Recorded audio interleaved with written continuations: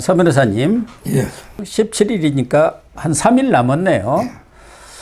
이 검찰에서는 백현동 혐의 입증에 상당히 자신감을 갖고 있는 것 같아요.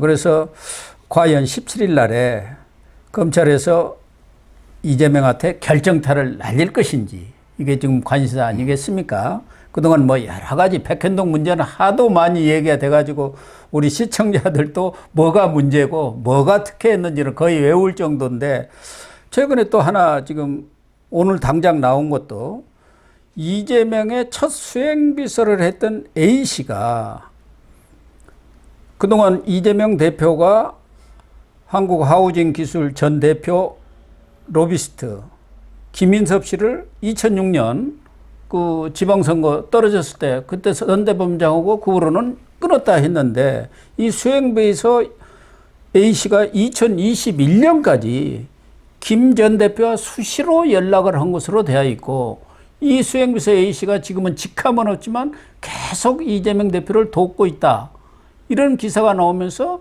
이재명과 김인석 간에 이 A씨가 이 중간다리 역할을 해준 것 아닌가, 이런 보도가 나왔어요.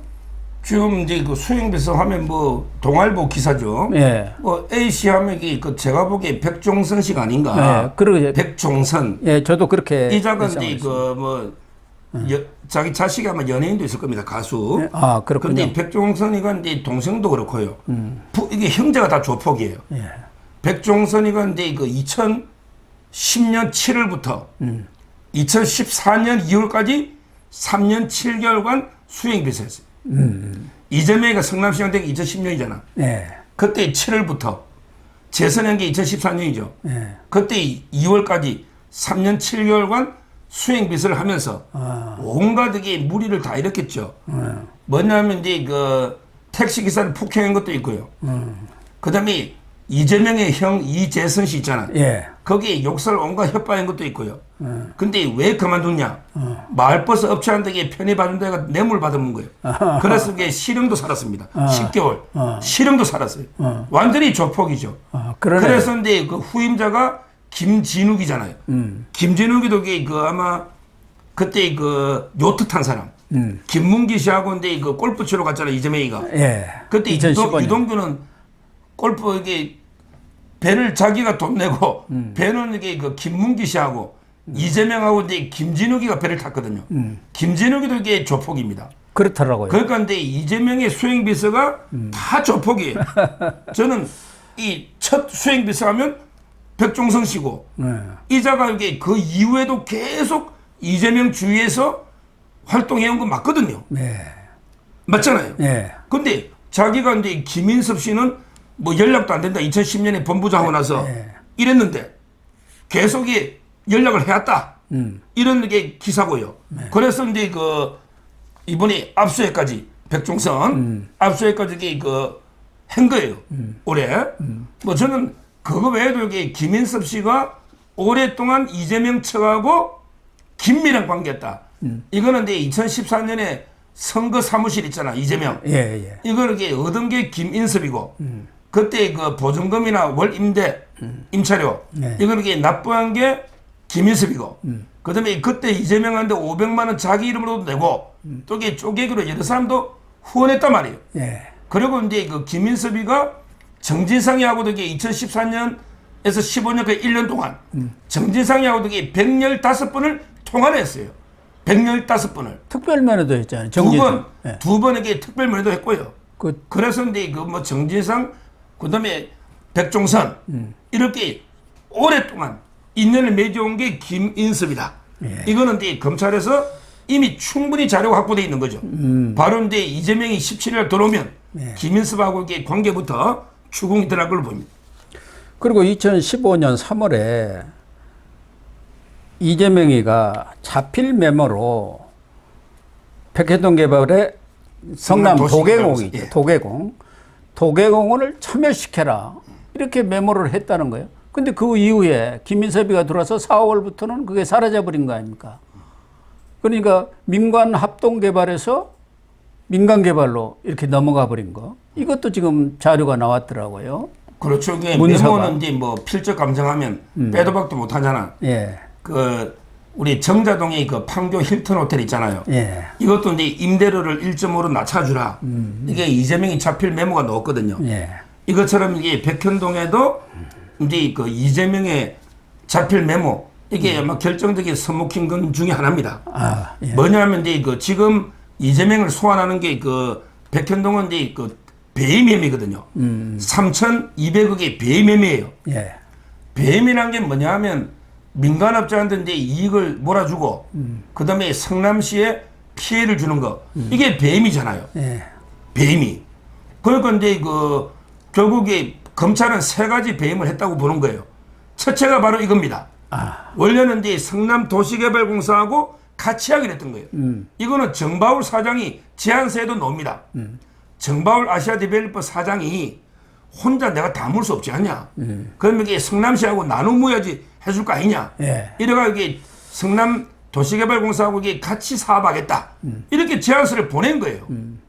근데 그래서 이재명이가 자필로 반드시 이게 성남도시개발공사 참여시키라. 예. 이렇게 했잖아요. 그런데 이게 왜 갑자기 바뀌었을까요?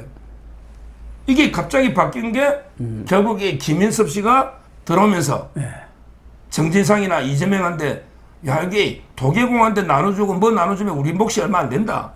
도계공은 이게 좀 빼주라. 예. 이게 바로 유동규 씨가 폭로한 겁니다. 유동규 씨도 이게 조사받았어요. 백현동. 예. 예. 그거 갔더니 갑자기 노잖아요.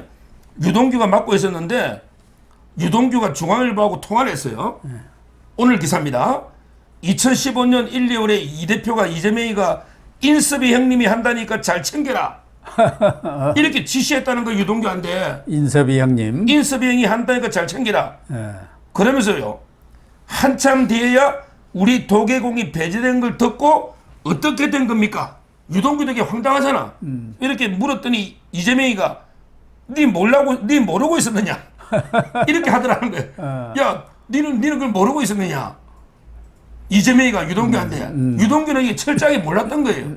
그러니까 정진상이하고 이재명이하고 김인섭이가 짜고 도계공을 뺐는데 당연히 그 유동규는 참여한 줄 알고 있다가 나중에 갑자기 빠지니까 어찌됐냐고 이게 전화를 이재명이한테 했다는 거 아니에요.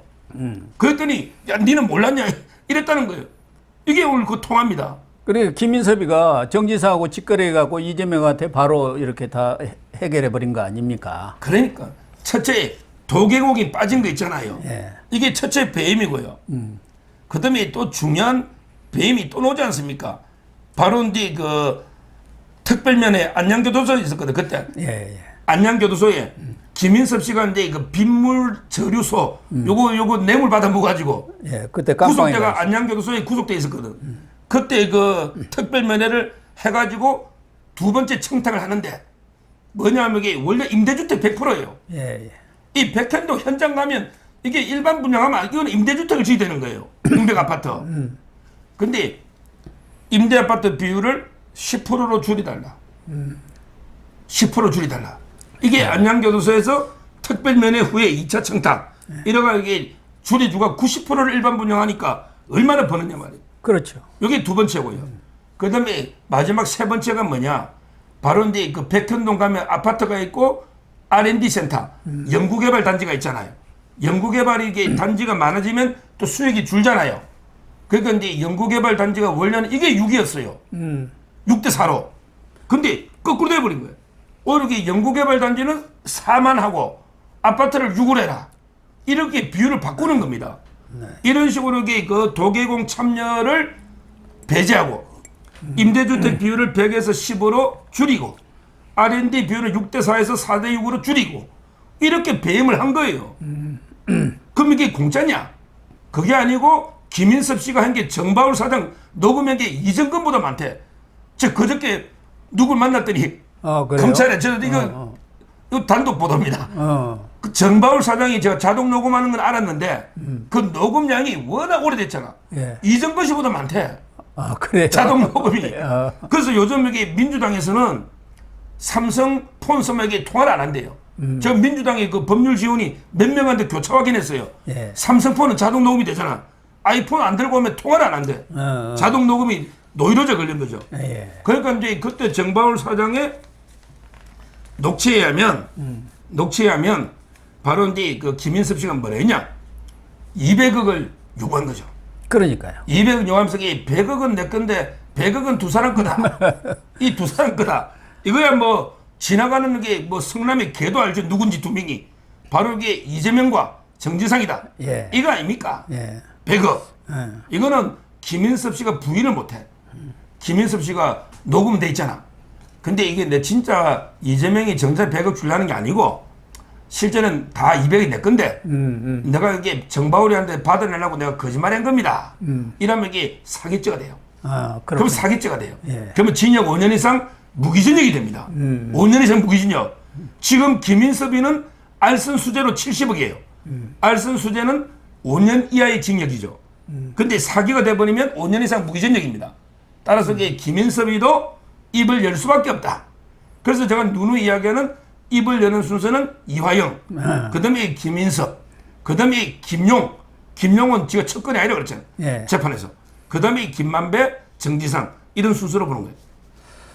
아무튼 이재명은 지금 없는 죄를 뒤집어 씌우는 것, 그게 바로 국가폭력이다. 이렇게 지금 혐의를 극구 부인하면서 당당하게 나가서 진술하겠다. 이렇게 얘기했어요.